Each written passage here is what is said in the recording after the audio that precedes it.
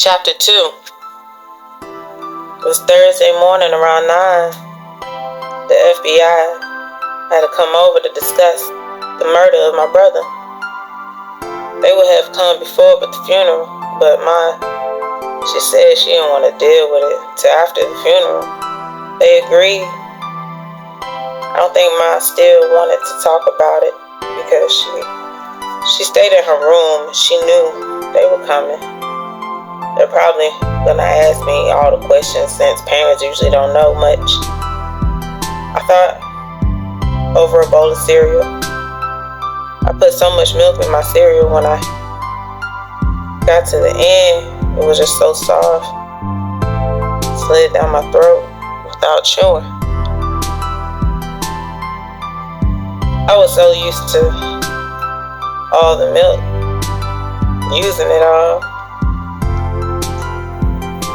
Josh loved to drink out the carton, so I used it up so we could just get new ones.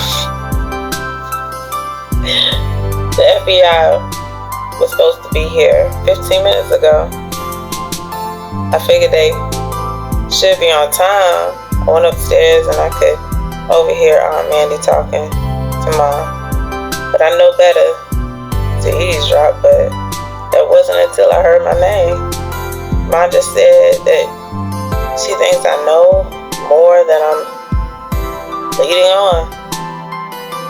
I know I would never say anything about what Josh and I discussed, but now that he's gone, I guess I could fulfill a couple people's curiosity.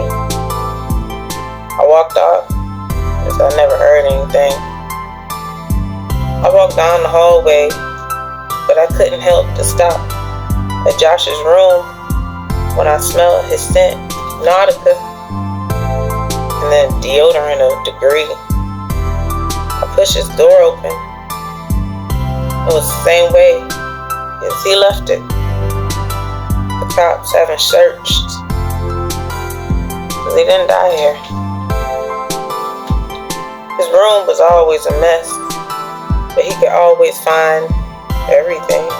His bed was not made, dirty clothes everywhere, and of course his Jordans.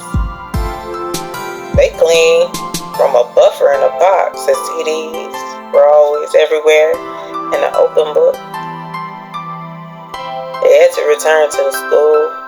I don't even know if he got his 4.0. I mean, all the hell he went through to get it. He deserves it. I would still have his football jersey, but the school retired that number. Number 10.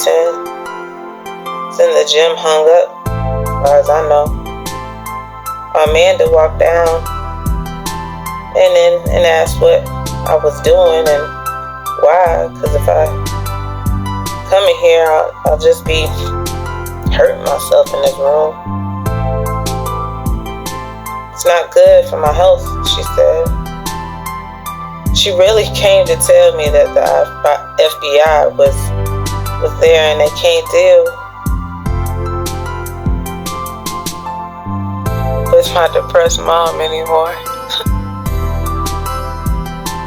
So I walked down the creaking stairs and swept my fingers across the frames of all the pictures I just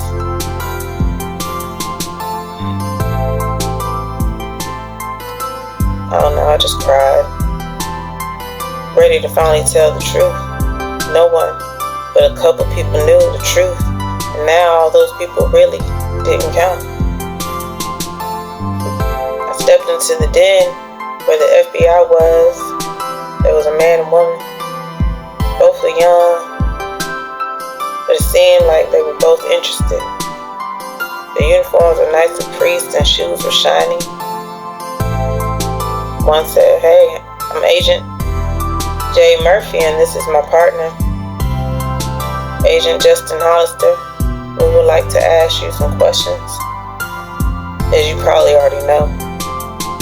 I was wondering, agents, why do you need to know any more information? You have the body, you have the killer, the murder weapon, and where it was. Well, miss, I'm sorry. I did not catch your last name. Shakur. Well, Miss Shakur, yes, we have all the information, but there's one thing we don't have to close this case. What's that? Motive. Motive? He was in a gang. I know, but he was also a straight A student. At one time, he was MVP on the football team. That's not a regular trait from a gangbanger. And then, what the killer did to himself, we know. We don't have the whole story. And from your mother, she describes, you know him as the journal that never speaks. I do speak, but he's my brother. So, you will only understand if you had a sibling. And what if I am? Is that a crime? Well, we would like to know the whole story from your point of view. It's a long story. We have plenty of time. Do you want something? Both of us will have some water, please. As I walked to the kitchen, Aunt Amanda came up to me and said, "There's more to this?" Yes, a big chunk no one knows about but me. Why didn't you tell Jasmine? Because the information I hold on all these people are going to be dead, or they already gone, and they can get anybody hurt.